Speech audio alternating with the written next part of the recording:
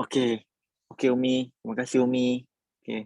So A cos theta sama dengan A cos omega T. Betul juga kita boleh pakai Y equal to A sin theta equal to A sin omega T. So basically dalam kita punya sistem kebanyakan kita pakai Y sistem Y sebab apa?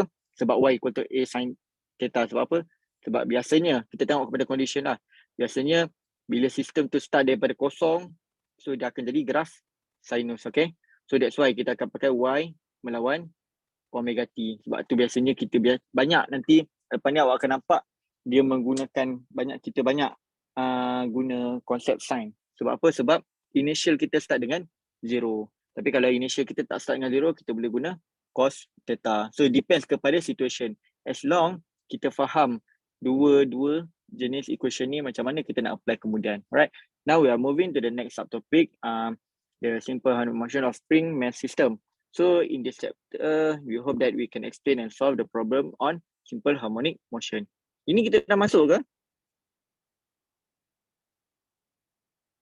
Saya tak ingat lah. Dah kan? Dah ke belum? Belum kan? Belum. Tolong. Belum Alright. Tapi yang pertama kita dah habis kan? Betul tak? Dah. Kan? Okay. Betul. Alright. Okay. Now kita pergi kepada yang slide ni. So a simple harmonic motion system must obey A equal to negative omega squared X. Ni macam mana dapat? Sebab daripada equation Y equal to A sin omega T.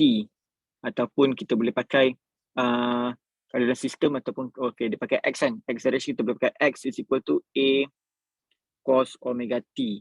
Maknanya bila kita differentiatekan X sebanyak 2 kali dt squared, okay.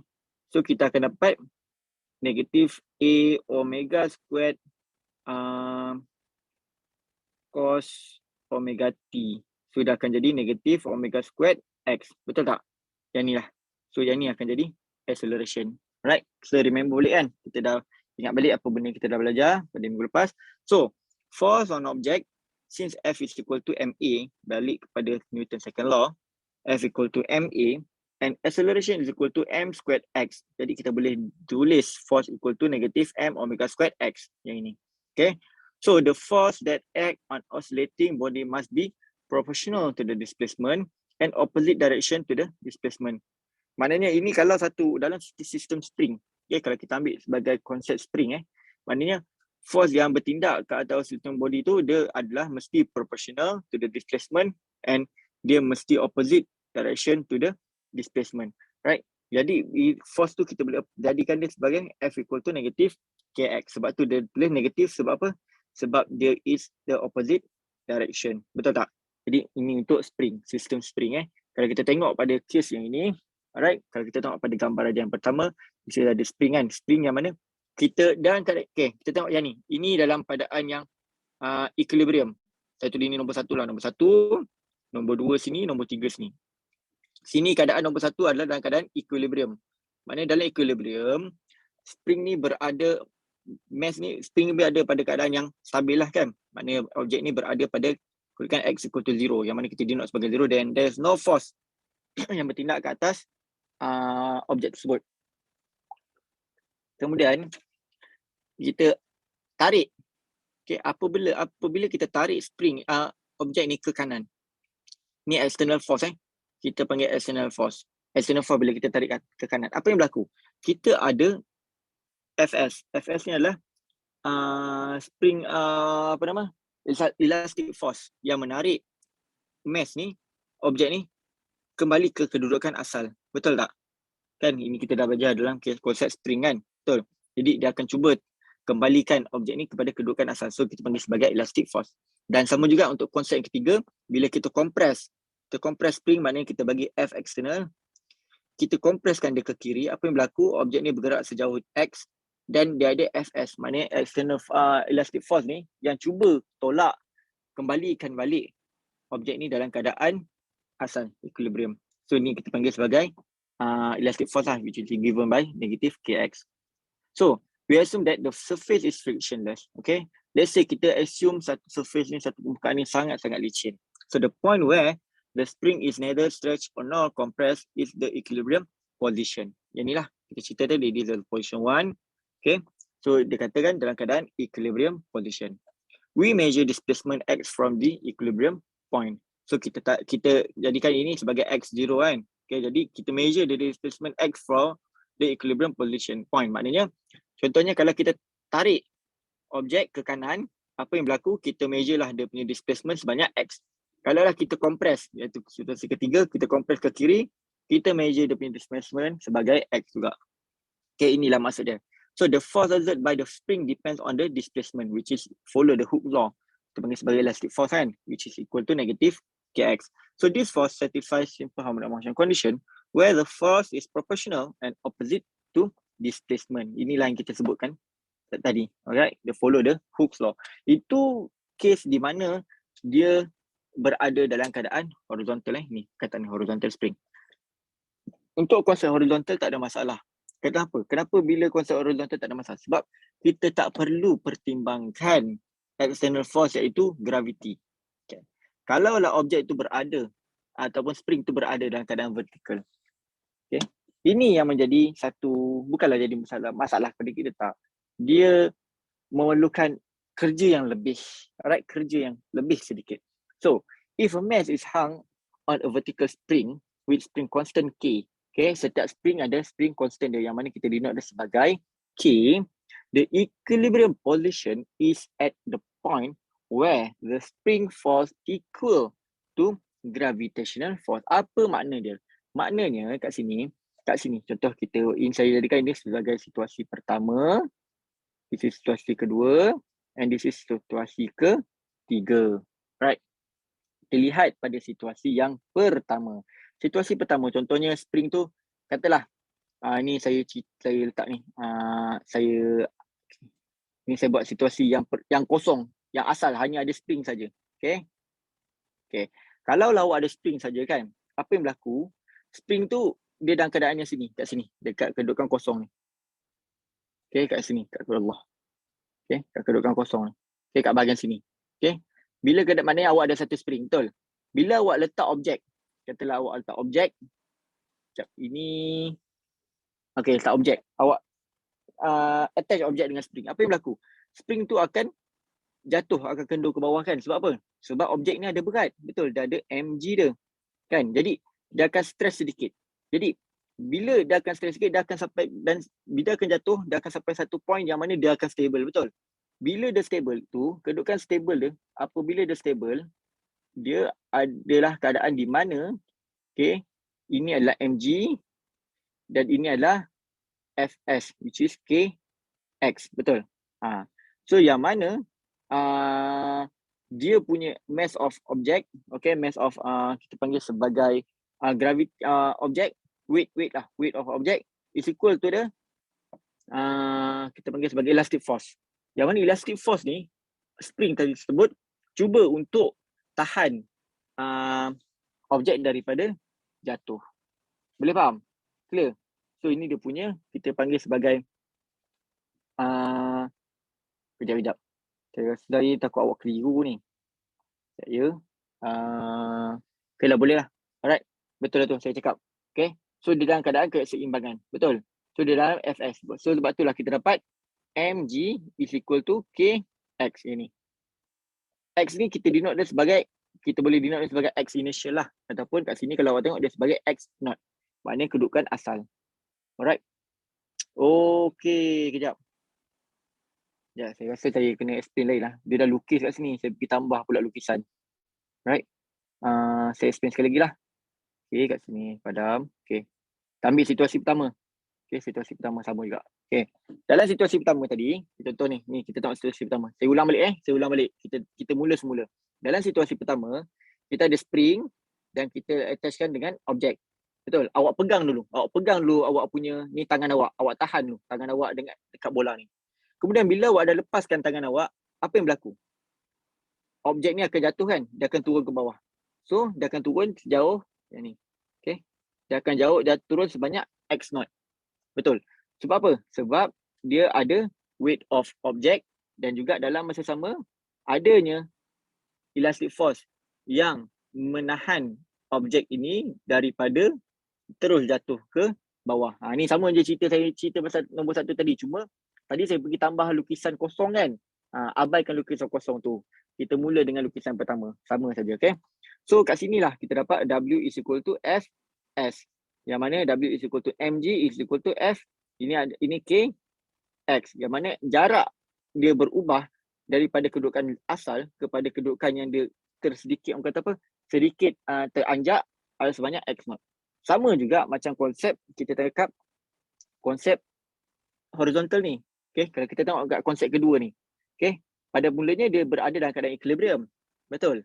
Tapi bila kita tarik ke kanan, okay, apa yang berlaku? Dia stres sebanyak X0. X, betul tak? Dan ada Fs. Maknanya Fs tu maknanya Kx ke kiri. Katalah kat sini, dia punya force adalah F1. Okay, F1. Jadi kat sini kita boleh dapat F1 sama dengan Fs. Betul. Sekarang ni cuba kalau awak terbalikkan gambar rajah yang horizontal ni, awak rotate dia clockwise sebanyak 90 degree. Kita akan dapat konsep yang sama macam konsep ini. Dan kita anggap daya yang keluar tadi ni, daya yang tarik ini adalah sama dengan mg, daya tarikan graviti. So konsep dia tetap sama. Boleh faham Follow Follow tak? Nampak tak dia punya konsep tu? Sama saja. Konsep vertikal dengan horizontal tu. Clear Right, saya tak nak awak keliru. Saya nak awak fahamkan konsep dulu. Cuma bila kita dalam keadaan vertikal, dia ditarik oleh tarikan graviti. Bila dalam keadaan horizontal, graviti tak mempengaruhi pergerakan spring. Yang pergerakan spring dipengaruhi oleh external force. Yang mana ditarik oleh manusia ataupun ada objek lah. Right. So tapi dalam kes vertikal, dia ditarik oleh graviti. Yang mana datang daripada berat objek ni sendiri. Okay, boleh faham? So, if the mass is pulled slightly to X, the net force on the mass is the sum of the elastic force of the spring and the gravitational force. Ini apa maksud dia? Okay, bermaksud, contoh ini maksud dia, if the mass is pulled slightly to X, the net force on the mass is the sum of the elastic force on the of the spring and the gravitational force. So, okay, maksud dia macam ni. Sekarang ni, tadi kita dah cerita pasal keadaan kedua. Maknanya bila kita dah lepaskan, dia jatuh. Betul tak? Dia jatuh sebab apa? Dia ada daya, ada tarikan, kita panggil sebagai tarikan gravity. Now, apa yang berlaku kalau awak pergi ambil jari awak tarikkan lagi objek ni. Maknanya dia dah melebihi daripada kita tarik dia, melebihi daripada tahap equilibrium dia, kan? Maknanya kita tarik lagi ke bawah kat sini, kan? Sehingga dia punya distance of X. Boleh faham ni? Korang boleh bayangkan tak? Clear? Saya nak kencik barang saya tak ada spring ni. Saya cek spring jap. Tunjuk kat awak macam mana nak cek spring. Aduh, ada spring Okay. Tapi korang semua faham tak? Saya nak demo ni tapi tak ada pula barang. Okay. Tapi korang semua boleh faham ke? Ada? Boleh, Doktor. Masalah, okay. Alright. Kalau boleh tu, tak apalah. Tak ada lah, saya cari barang. Okay. So, sekarang ni, kita cuba tarik lagi. Kita tarik lagi ke bawah. Jadi, maksud apa? Sekarang ni, dekat bawah ni, kita ada mg kan? Berat objek. Dan kita tarik lagi ke bawah. Maknanya kita ada external force, betul? Kita kata F1. Maknanya awak gunakan daya, awak tarik lagi. Ada dua force lah kan? F1 dengan mg. Dan dalam masa sama akan ada Fs. Maknanya elastic force ni akan sentiasa ada untuk memastikan spring ni kembali kepada kedudukan asal. Boleh faham? Jadi, kalau kita tengok jarak dia adalah daripada keadaan equilibrium adalah sebanyak X ni. Clear? Dapat ni? Nampak Alright. Jadi, kalaulah kita nak kira what is the total force kat sini, okay, kita boleh tulis F net is equal to Kx negatif Kx campur mg. Okay, jap. Kalau macam ni, saya nak kena tukar dia punya jap kalau kita kena buat macam mana amalan yang kita lakukan dalam kuliah. Okay. Jadi, kat sini adalah kita panggil F1 lah. F1 ataupun F net. Right, F net yang kat sini. Jadi, kalau kita tulis dia adalah Fnet je jap. Saya kena tengok balik. Sebab kalau Fnet sama dengan negatif bukan kat sini dia F1 ni. Okay. Sekejap dia. Ini F1. Okay. Kalau we satisfy dia tengok. Macam ada pelik je kat sini. Sebentar. Saya nak lihat equation ni.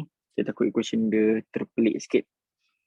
If the mass is pushed slightly to X, the net force on the mass is the sum of the elastic force on the spring and the gravitational force. Jadi F net sama dengan Kx campur dengan mg. Okay, betul lah tu. Okay. Alright. So, kalau kita tengok tadi dekat case yang saya kena padam sini. Okay.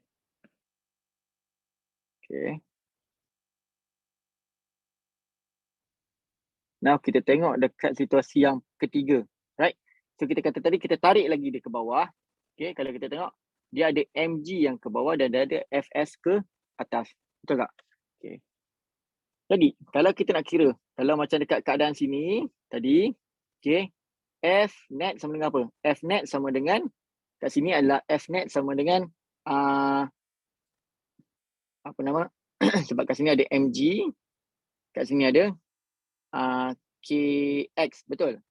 Jadi dia akan ada kx tolak mg. Ni x0. Betul? So dalam keadaan equilibrium, force sama dengan 0. Betul? Force sama dengan 0. Dia akan jadi kx0 tolak mg. So that's why dapatlah mg sama dengan kx0. Dapat yang ini. Okay, untuk situasi yang kedua. Boleh faham tak? Situasi kedua boleh faham tu? Faham dulu situasi kedua tadi? Faham.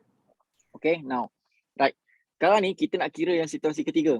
Situasi ketiga pula, F net sama dengan juga Kx tolak dengan mg. Sebab apa Kx tolak dengan mg? Kx ni ke atas, positif kan? Dan mg ke bawah, betul? Dan sekarang ni, distance yang bergerak adalah sebanyak x, bukan x0. Right? Sebanyak x. Okay? Jadi, dia akan jadi kat sini. So, F net sama dengan Kx campur mg. Kenapa kat sini awak nampak dia jadi terbalik? Sebab dia tolak, dia kira F net ni ke atas, direction dia ke atas. Tapi apa yang saya tengah tulis ni adalah, saya tulis, kejap. Yang ni, F net ni dia tunjuk direction dia ke bawah. Tapi apa yang saya tengah tulis ni, kat bawah ni dia tunjuk F net ni direction ke atas. Sebab apa? Kita buat positif sentiasa ke atas, negatif ke bawah. Betul tak? Jadi, since mg ni, kalau kita report balik, kita check balik, mg ni sama dengan kx0, kita akan dapat kx tolak kx0. Dia akan dapat kx tolak x0. Dapatlah dia punya total F net. Boleh faham tak?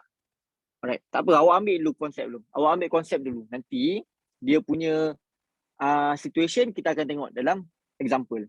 Tapi awak fahamkan konsep dulu. Okay? Konsep dia macam tu. Maknanya kita relatekan. Macam mana kita relatekan mg ni dengan kat bawah ni.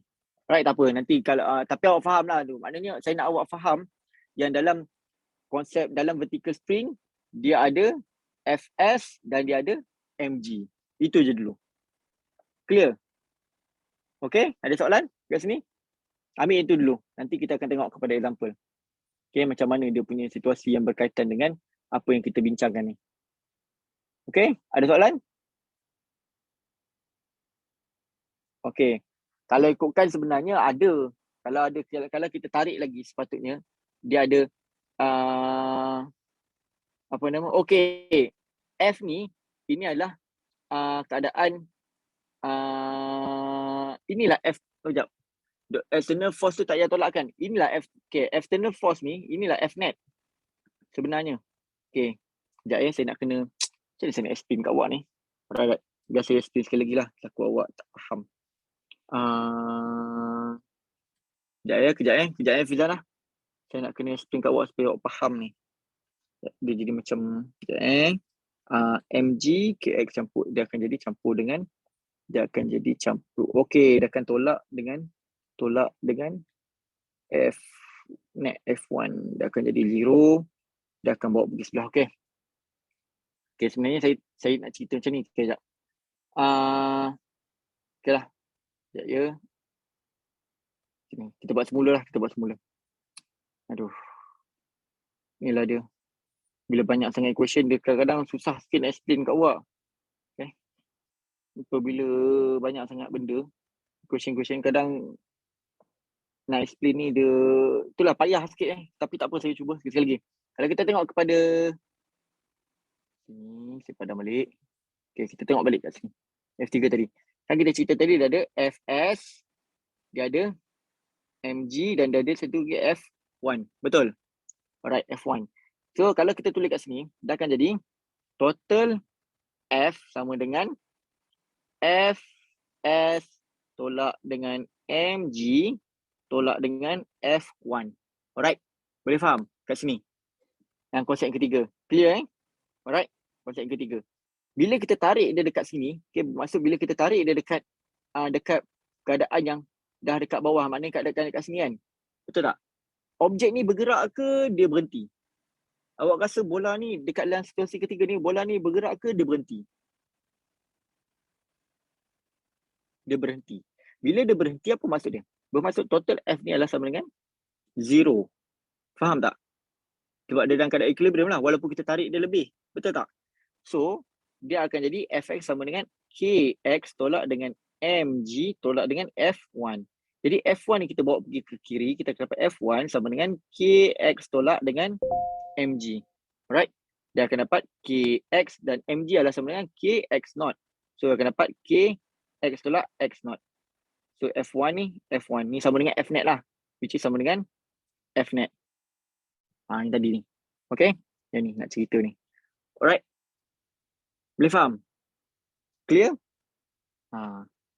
Itulah kadang-kadang dia memang macam ni sikit. Dia bila banyak sangat equation nak explain kat awak ni nak kena kena susun. Okay, tapi agaknya awak faham lah. Alright? Clear kat sini? Okay. So, now itu tadi habis berkaitan dengan kita punya apa kita panggil sebagai simple harmonic motion on vertical spring lah. Now kita masuk kepada spring mass system. Okay. Since F is proportional to displacement, F is equal to negative Kx. Okay, ini adalah elastic force. And force pula is opposite direction to displacement. Since S is equal to MA dan A adalah equal to negative omega squared X, kita boleh tulis force is equal to negative M omega squared X. Clear? Dan angular, jadi disebabkan F ni dengan F yang ini sama, kita boleh tulis negative Kx is equal to negative M omega squared. Negatif kita boleh potong. Kita boleh jadikan omega is equal to Kx per M. Oh ni apa nama? Ni ada X kan? Okay, kita boleh eliminate X. Okay. X dah tak ada, kita akan dapat K divided by M dan awak square rootkan keseluruhan equation tu. Awak dapatlah omega. So kita boleh daripada equation ni kita boleh tentukan dia punya angular frequency of the spring. Kalau kita tahu dia punya apa kita panggil spring constant, kita tahu mass of object, kita boleh directly calculate dia punya angular frequency of the system. Boleh faham? Dan since period is equal to 2 pi divided by omega, omega kita dah dapat daripada atas ini, kita boleh substitute, kita dapatlah time the T is equal to 2 pi multiplied by square root of M divided by K. Ini kita dah terbalikkan lah dia. Alright, and frequency is equal to 1 divided by T, then you get lah this one. Okay, alright. Boleh faham? Kat sini? Ada soalan? Okay. Alright, now. So, the potential energy of a spring is equal to half Kx squared. Ini kita dah bincangkan dalam chapter yang lepas. Right? And kinetic energy of a mass is equal to half mv squared. Jadi, total mechanical energy mestilah sama dengan total energy E total is equal to potential energy campur kinetic energy. Jadi, bila kita tulis, kita dapatlah half mv squared campur half Kx squared. Okay? So, the total energy and mechanical energy will be conserved as we are assuming the system is frictionless. Okay? Kalau lah satu sistem tu terlalu frictionless, energy initial is equal to energy final. Alright. So basically dalam sistem awak ni kita jarang untuk kes-kes macam ni kita bagi kata apa? Apa nama kita panggil? Frictionlessnya sistem lah. Kita jarang kita kadang-kadang kita abaikan dia punya permukaan. Apa nama dia punya friction of the surface. Tapi kalau awak pergi kepada real life contoh awak nak calculate something, kalau awak nak bina sesuatu kan, nak bina jalan raya ke, nak bina satu orang kata apa, awak nak bina jambatan, katakanlah jambatan ataupun nak kira apa nama, satu nak buat jambatan kabel ataupun awak ni tiba-tiba ada awak duduk kat atas gunung, awak nak buat bungee jumping kan. Macam mana kita nak kira kita punya orang kata apa, tali punya apa nama energi apa nama spring constant kan. Maknanya berapa kepanjangan tali, maknanya bila orang yang orang yang nak lompat okay, gunakan bungee jumping tu okey, dia tak jatuh dan jejak ke tanah. Okey, dan bila dia nak lompat pun kita kena kira. Maknanya kalau dalam secara vertikal mesti dipengaruhi oleh orang kata ada gravity dan juga kena ada friction which is daripada udara lah kan. Walaupun dia sangat-sangat kecil, kalau calculation kita mesti kena consider. Okay, supaya bila kita buat contoh bungee jumping tu orang tak matilah kan. Sebab dia berkaitan dengan nyawa. Ini sama jugalah kalau dalam sistem ni, okay, kalau kita buat spring secara horizontal kita considerkan juga dia punya permukaan friction sesuatu permukaan supaya kita dapat orang kata apa dapatlah dia punya orang kata apa kita panggil apa saya nak panggil lah, tak adalah orang tu sakit kan. Contohnya apa lagi yang menggunakan spring kan, contohnya tilam kan, awak nak tidur, betul tak, nak orang kata apa setiap tilam yang dibina tu ada spring constant yang tersendiri kan. Jadi bila orang baring, orang tidur, yang orang sakit belakang tak adalah sakit dah kuranglah sakit belakang dia bila dia tidur kat atas satu tilam tersebut kan, sebab kita dah considerkan spring constant sesuatu objek kan. Jadi kalau dia punya friction pula mungkin kita kira adakah spring tu orang kata apa dia bergeser dengan kain tilam ke ataupun macam mana kan. So inilah kalau orang nak buat tilam kadang-kadang tu lah awak tengok kenapa ada satu company tilam tu boleh bagi warranty selama 10 tahun, 5 tahun, 10 tahun. Sebab apa? Sebab dia bergantung kepada spring constant, quality of sesuatu spring dalam tilam tersebut kan. Kalau kat rumah awak tidur, kalau rasa sakit-sakit badan tak sedap tu, tu mungkin spring dia tak berapa nak baik kan. Macam itulah dia punya. Ini orang kata apa? Ini antara application yang kita nampak lah okay? yang berlaku dalam kehidupan kita. Okay, now since conservation of energy kita sebut tadi, initial energy is equal to final energy. Alright. Initial energy equal to final energy. Jadi, kita boleh katakan apa nama? So, the total energy is equal to kinetic energy equal to potential energy. Yang ni kita cerita tadi. Right? So, kita tengok saya nyatakan ni situasi pertama, situasi kedua, situasi ketiga dan situasi keempat. Saya bagi 4 jenis situasi. Okay. Now, situasi pertama, apa yang berlaku adalah keadaan yang mana ada spring. Okey, ni spring ni dia duduk diam-diam, dia tak bergerak. Okey. Kemudian ada satu objek dengan halaju V, dia bergerak ke kanan. Dia nak langgar spring ni. Tetapi yang kes pertama ni dia tak langgar lagi. Dia baru bergerak ke kanan. Nak sampai ke bahagian maknanya kedudukan spring yang dalam keadaan equilibrium. Maknanya sebab tu kita denote X sebagai 0. Okey. Dalam keadaan ini okey, apa yang ada total energy dalam ni hanya yang terlibat adalah half mv squared saja. Sebab apa? Sebab dia tidak melibatkan elastic potential energy, betul? Elastic potential energy. Sebab apa? Sebab potential energy berada dalam X sama dengan 0. Sebab itu yang terlibat hanyalah total kinetic energy of the object saja. Okay. So when displacement at X is equal to 0, only energy yang terlibat adalah half mv squared. Now, bila objek ni dah bergerak, dia langgar. Mana dia touch kat sini kan? Dekat X equal to 0, energi yang ada adalah half mv squared. Okay. Kemudian, bila dia langgar, katalah dia bergerak dah sampai ke kanan. Dia langgar, dia gerak sejauh X. Okay. Energi yang terlibat adalah potential kinetic energy campur dengan potential energy. Sebab apa? Sebab objek ni masih lagi bergerak. Dia bergerak ke kanan kan? Dia tengah kompreskan spring tu. Jadi ada half mv squared campur dengan half kx squared. Betul. Dan bila dia bergerak sampailah dia pergi maksimum. Macam mana kita nak tahu spring ni dikompres kepada maksimum? Sebab bila kita dah spring ni, tadi objek ni dia bergerak dengan laju v. Betul. Jadi bila dia dah langgar spring ni, apa yang berlaku? Velocity dia akan berkurangan. Betul tak? Sebab apa? Sebab tidak ada spring constant. Bila kita bagi force ke kanan, maknanya energy ke kanan, dia akan ada spring constant ke kiri. Betul tak? Fs ke kiri ni. Jadi dia ada cuba potential energy yang untuk memastikan objek spring ni berada dalam keadaan equilibrium asal tadi. Jadi sampailah bila nak tahu dekat mana spring ni berada dalam maksimum, ada maximum amplitude ataupun kedudukan maksimum, apabila kita dah tolak ni objek ni, dia sampai maksimum, mana objek ni dah velocity dah equal to 0 kan, sebab dia dah pergi ke sini, dia dah akan patah balik. Betul tak? Dia akan patah balik. So maksud dekat maksimum ni, dia punya velocity adalah sama dengan 0. At the maximum position, energy yang terlibat adalah potential energy saja. Sebab apa? Sebab velocity of the object half mv squared dah jadi 0. Yang terlibat hanyalah ada half kx squared. Dan x ni adalah maksimum. X yang maksimum. Boleh faham tak? Okay? X yang maksimum. Clear? Dan kemudian, bila dah tu dia patah balik kan? Dia patah balik dan objek ni pula, spring ni kembali pada keadaan asal. Maknanya x is equal to 0. Okay? Spring objek ni pula dia balik kepada keadaan asal, maknanya dia dah jauh daripada spring.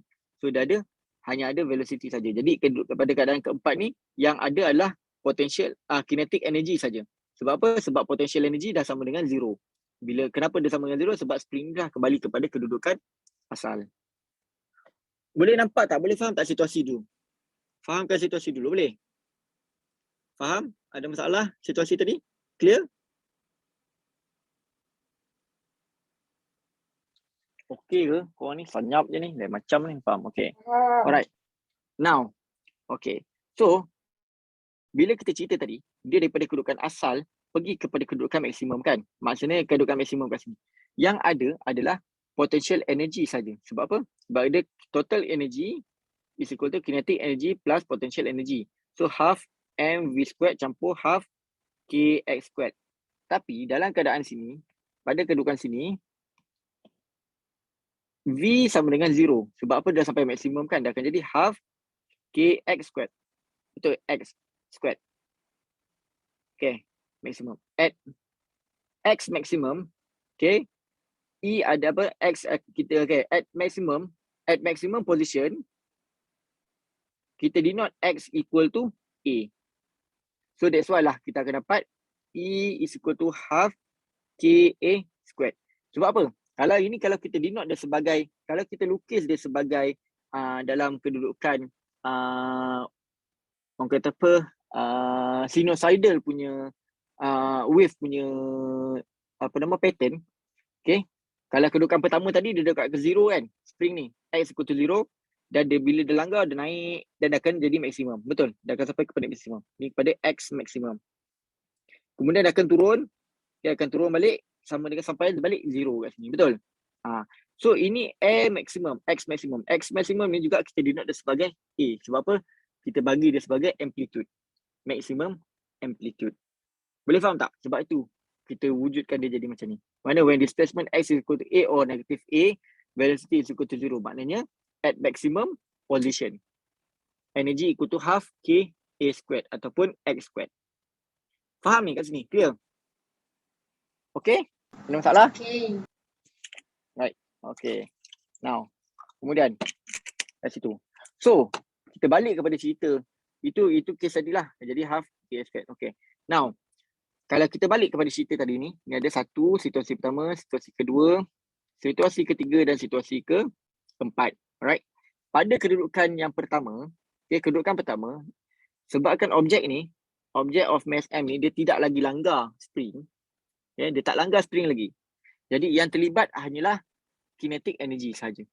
Potential energy is equal to 0. Sebab apa? Sebab dia masih dalam keadaan equilibrium. So that's why total energy is equal to half mv squared. Yang mana dekat sini, bila dia touch dekat sini, M ni adalah, V dia adalah maksimum. Betul tak V dia maksimum? Sebab bila V ni, bila objek ni dah start langgar spring, velocity dia akan lama makin berkurang kan. Makin berkurang. Sebab apa? Sebab dalam langkah spring ada objek yang menghalang, ada spring ni yang menghalang pergerakan objek. Sebab itulah kita katakan V maksimum apabila dia ada dekat sini. Ini adalah V maksimum untuk objek. Bila dia just touch the spring. Boleh faham tak? Clear? Maknanya dekat sini, kita akan dapat V maksimum. Okay? Okay. When displacement, maknanya dekat sini, bila dia dah bergerak, pop, sampailah kepada situasi ketiga. Maknanya bila velocity dah jadi kosong. Betul tak? Sebab tadi objek tadi bergerak, makin lama dia berkurang kan velocity dia. Sebab spring ni, dia cuba menolak balik. Bila macam contoh, orang tolak awak, orang tarik awak, mestilah awak cuba nak stabilkan diri awak balik kan. Macam itulah ibarat macam spring ni. Jadi bila orang tu tolak awak, maknanya dia tolak dengan velocity maksimum.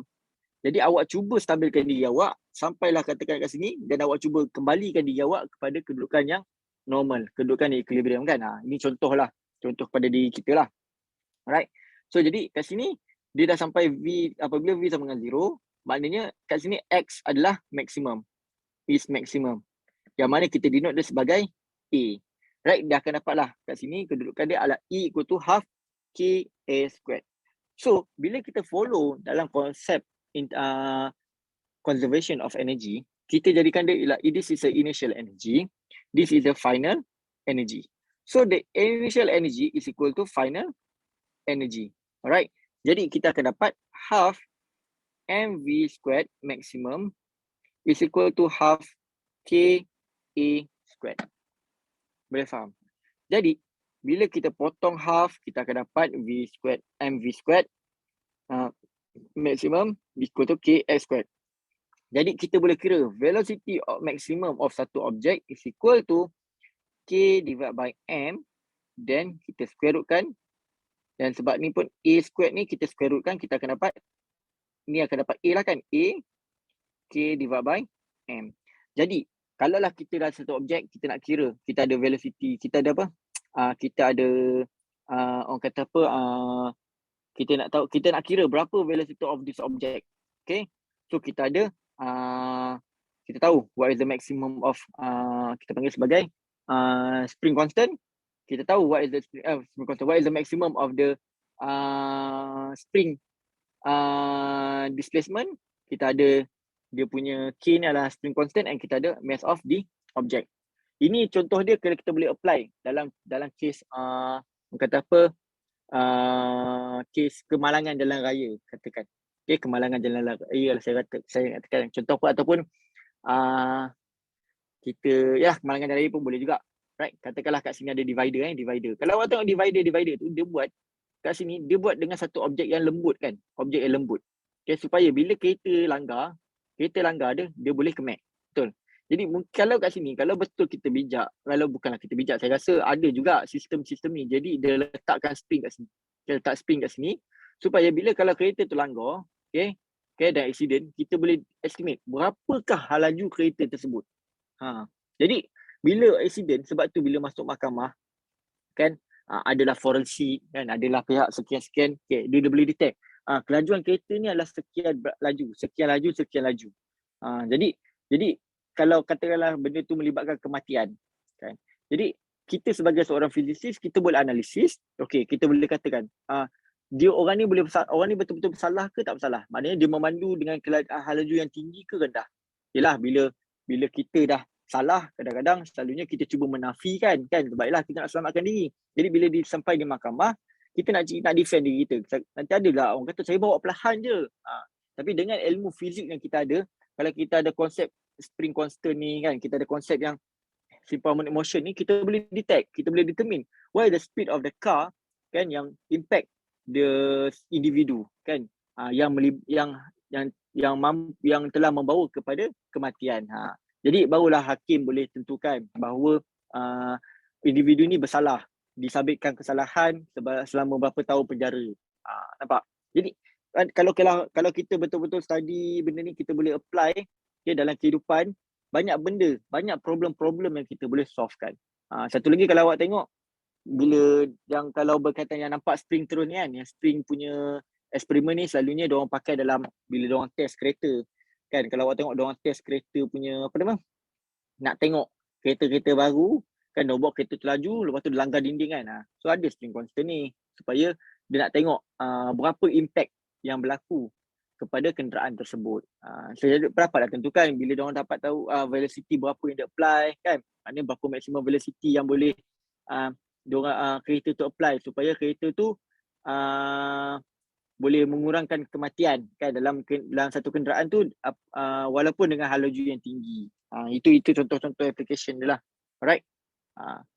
Okay, tadi tu faham ya? Kat sini boleh faham bahagian sini boleh faham. Vmax sama dengan A equal to A K square root K divided by M.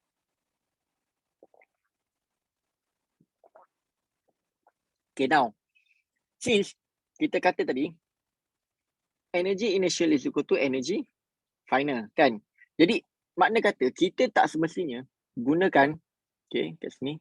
Tak semestinya kita consider situasi yang initial dengan final dekat sini. Maknanya situasi yang mana hanya melibatkan kinetic energy dan hanya melibatkan potential energy. Kita juga boleh guna konsep yang sama untuk kita tentukan berapakah laju sesuatu objek pada kedudukan yang tengah-tengah ni. Pada X di tengah-tengah. Faham tak? Pada X dekat tengah-tengah. Jadi kita gunakan konsep yang sama. Contohnya, maknanya kat situ kita tahu satu spring constant tu punya amplitude. Alright? Kita bolehkan gunakan half KA squared. Okay? KA squared. Is equal to, kita nak kira dia dekat tengah-tengah. So dekat tengah-tengah dia ada apa? Dia ada kinetic energy dan potential energy. So kita dapat half mv squared plus half k x squared. Okay. Kat sini A ni merujuk kepada maximum amplitude. Jadi kalaulah kita nak kira berapa velocity of this object dekat tengah-tengah ni pada kedudukan X ni, so kita boleh denote half ni boleh potong kan.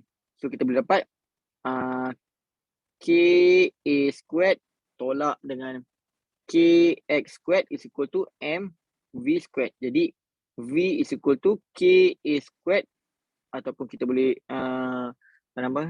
kita boleh factorize kat sini. Kita dapat, saya nak factorize kat sini. Ya. Okay, kat sini KA squared sama dengan tolak dengan KX squared is equal to MV squared. Jadi kalau V sama dengan V squared dulu lah. Okay, kalau V squared senang. KA squared tolak KX squared divided by M. Jadi V sama dengan kita square rootkan dia. Okay, kalau V is kita square rootkan dia. Okay, kalau V kita square rootkan dia senang kat sini. Okay, V kita square rootkan. So kita boleh dapat apa kat sini? Kita boleh dapat ni equation ni macam pelik ni. Alright. Saya rasa macam ada something wrong equation ni. Macam dia tak cukup ni. Kan? Betul tak? Dia akan jadi ni. Dia akan jadi sebab dia akan jadi K per M square root A squared tolak X squared square root. Betul tak? Ke saya salah? Cuba tengok. Kan? Betul tak? Saya rasa ni equation silap ni. Dia tambah sikit ni. Dia tambah kat sini. Betul tak? Cuba tengok. Korang tengok. Ke ada saya silap? Okay. So try balik sekali lagi. Akan jadi K A squared is equal to K X squared campur MV squared. Jadi M V squared is equal to K A squared tolak X squared. Bawa M, potong M. V, kalau ni V, dia akan square root lah kat sini. So dapat lah. Dia akan dapat K per M the A squared tolak X squared. Kan, betul kan? Yes. Right. Yang inilah, okay. Yang ni ada square root ni. Tersilap ni. Kita silap. Tengok modul dia tulis apa? Saya pun tak buka modul ni. Takut ada juga kalau modul tersilap. Dekat dalam modul yang dekat A squared tolak X squared tu tak ada square root tu. Ada square root? Yang dekat A squared tolak X squared tu. Okay. Tapi dekat K per M tu ada square root. Okay. Sekejap, saya rasa ni ada silap ni. Tak boleh ni, dia tak betul tu. Okay. Sebab tu kadang-kadang kita perlukan perbincangan. Okay, supaya kita tidak silap. Oh, tak boleh ni, dia bukan jadi. Okay. Sepatutnya dia tak boleh sebab dia kita tak boleh, sebab kat sini, okay, kalau kita tengok sini balik, saya buka, saya padam. Okay, saya padam. Kat sini, dia akan jadi, sebab dia akan jadi K A squared tolak K X squared sama dengan MV squared. Betul. Jadi dia akan dapat K, kalau A squared tolak X squared, dia tak sama, okay? A squared tolak X squared tak sama dengan A tolak X squared. Betul? Alright. So yang ni paling penting. Okay, awak ikut yang baru ni. Yang ni. Okay. K divided by M square root. Yang ni. Alright. Tulis betulkan kat ni. Dalam modul pun betulkan. Boleh Okay. Oh doktor. Yang tak ada square root tu dekat dalam page 122. Tapi dekat dalam page 132 ada square root the whole equation. 122 ada. 122 tak ada square root. Dekat 132 ada. Okay. Yang ni makna kata dia tersilap lah. Okay. Alright. Okay. Awak ikut yang ni. Yang saya tunjuk yang ni. Alright. Yang ni. Okay. Okay. Maknanya modul pun ada silap.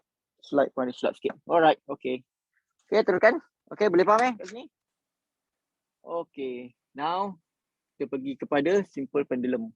Alamak, dah pukul apa ni? Pukul 1 dah. Okay. Simple pendulum. Simple pendulum ni kita sambung hari Jumaat lah. Okay. Boleh? Okay. Yang ni sambung hari Jumaat. Okay, nanti tolong ingatkan kat simple pendulum. Right. Ada soalan? Ada soalan daripada yang lain? Ada soalan semua? Ada apa-apa lagi?